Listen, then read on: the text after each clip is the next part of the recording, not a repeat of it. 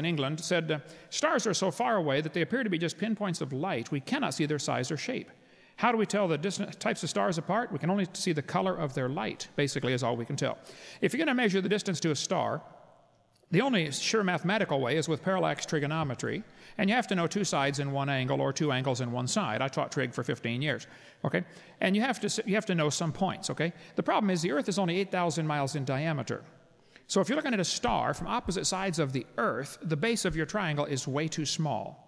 What they've done to enlarge the base of the triangle is look at the star in January and then look at it in June. Now you have the opposite sides of Earth's orbit as the base of your triangle. Well, we all know it's 93 million miles to the sun, but that's only 8 light minutes. The diameter of this huge circle we're going around is 16 light minutes. Well, a year has 525,000 minutes in it. So if that little yellow dot represented Earth's orbit, not the Earth, the orbit of the Earth, it's way too big, the drawing, for the scale here. Actually, if you had two surveyors set up their transit 16 inches apart, representing the 16 light minutes of Earth's orbit, and they were looking at a dot 525,000 inches away, which is 8 1/3 miles, you would have a very skinny triangle. 16 inches between point A and B, and point C is 8 1/3 miles away. That's the exact triangle you get when you try to measure 1 light year using Earth's orbit as the diameter. If you want to measure, that works out to be an angle of 0.017 degrees, by the way. If you want to measure 100 light years, you have to move your dot 830 miles away. Now, if I had two guys on my roof in Pensacola, Florida, looking at a dot in Chicago, trying to calculate the distance based on the angle between these two guys, parked 16 inches away from each other, I would say that's clearly impossible, and that's only 100 light years. To measure 15 billion is clearly impossible. So some things to consider about starlight, which is often the reason that people believe the universe is billions of years old. This textbook says you can't measure more than 100 light years. I don't think you can measure more than 20 light years, but I'll give them 100. Okay, I'll give them 500 if they quit crying. The fact is you can't measure billions. All right. Now, we don't know the distance to the stars. They probably are billions of light years away. I wouldn't question that. But we don't know how far away they are. And you don't tell me. I hear Hugh Ross said, yeah, the farthest star is 14.76 billion light years away. I said, I just simply don't believe you. How did you measure that? Lufkin, Stanley, or Craftsman? And who held the other end of that tape measure? Secondly, nobody knows what light is. And we certainly don't know that it always travels the same speed throughout time or space. The whole theory behind a black hole is that light can be attracted by gravity. And we go through all kinds of things on my videotape number 7 and on my website, Dr. Dino, showing the speed of light is not consistent. In 1999, they slowed light down to 38 miles an hour. The next year, they brought it to 1 mile an hour. The next year, they brought it to a dead stop. They slowed light down to 0. The experiment was repeated at Harvard, Smithsonian, and Cambridge. That's the way science works. Here's an article just last month. Physicists briefly freeze a pulse of light. They brought it down to 0. Meanwhile, at Princeton University, they speeded light up to 300 times the speed of light. The speed of light has decreased over time. We have all kinds of measurements showing the speed of light has apparently decreased. There's been all kinds of experiments done with this. This guy said the speed of light was apparently exceeded by a factor of as much as 100. The speed of light was 10 billion times faster at time 0, this physicist, an evolutionist, by the way, says. The Big Bang Theory requires the speed of light to be much faster, originally. This article, August 2001, says the speed of light may have changed over history, study says. Imperial College of London, the professor said, the shocking possibility is the speed of light might change in time during the life of the universe. At Reuters News Service ran an article last year, said the speed of light may not be a constant. Been many articles on this. I have a whole collection. Here's a whole book about this, faster than the speed of light. They ran an article in April 2003, Discover magazine. Was Einstein wrong about the speed of light? The answer to the article basically is yes. Einstein's theory was wrong. See, they start with the assumption the speed of light is consistent and never changes and can't be exceeded, and that's simply a false assumption to start with. There's 4 articles from just recently in the last year or so about the speed of light is simply not a constant. From CNN, USA Today, New Scientist, and BBC News. All you got to do is search the folks.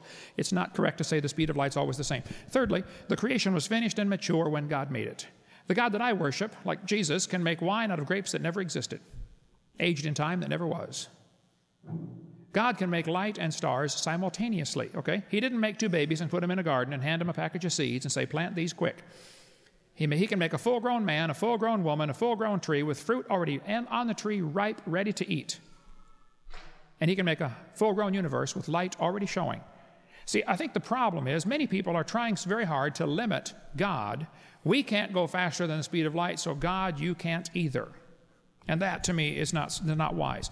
Fourth thing to consider, a light year is a distance, it's not a time.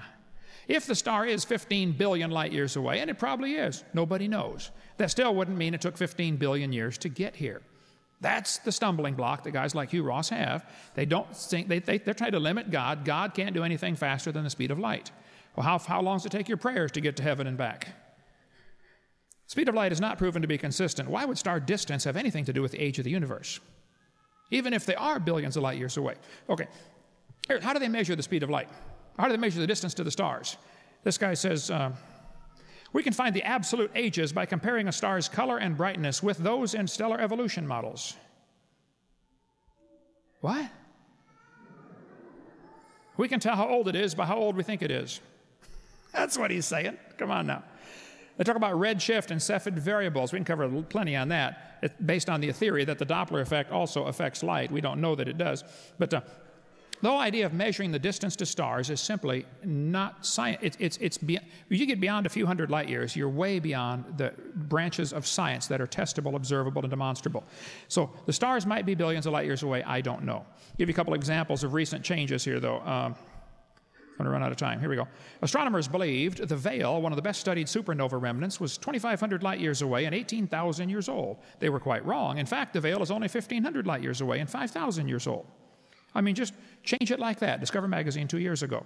The nearest Cepheids are difficult to determine their absolute distance with any great accuracy. They admitted here in Cambridge University Press. All large distances in astronomical literature are subject to an error of perhaps 10% from this cause alone. You simply can't measure it. We know that faintness, how bright the star is, arises from two causes, distance and absorbing matter in space, and it's not possible generally to apportion it between the two. Here's what happens. The astronomers will look at a star and say, wow, that one's bright, it must be closer. That one's dim, it must be farther. Well, it could be there's dust in between. It could be absorbing matter in space. We simply don't know. If you try to question, though, the red shift, you can see what happened to Halton Harp when he tried to question the red shift and how he lost his government grants and his job and everything else. Get the book, The Evolution Cruncher, if you want more on that. 11 times in Scripture, the Bible says God stretched out the heavens. He stretched out the heavens. He stretched them out, Isaiah 45. He stretched out the heavens, Jeremiah chapter 10. So the stretching of the heavens is one possible explanation for the red shift. It does not, we don't know the distance. God could have created it all yesterday and flung the stars out there in space and had the light star way out there and the trail of light in between. No problem. The God that I worship is not limited by things like that. Thank you so much.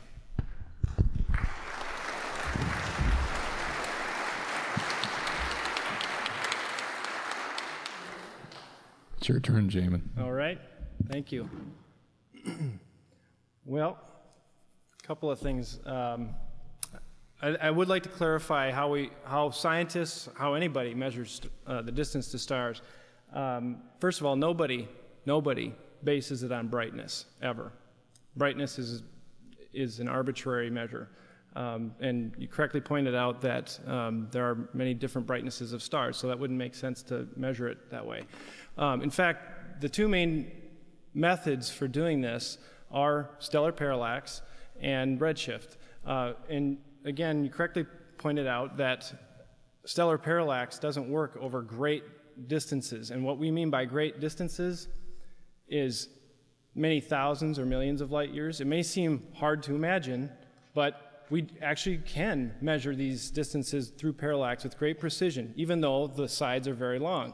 That's not beyond our capability. There was a time when people thought that you could never see things smaller than a cell. But we know that's not true. And with new technology, new discoveries, comes new data. And so actually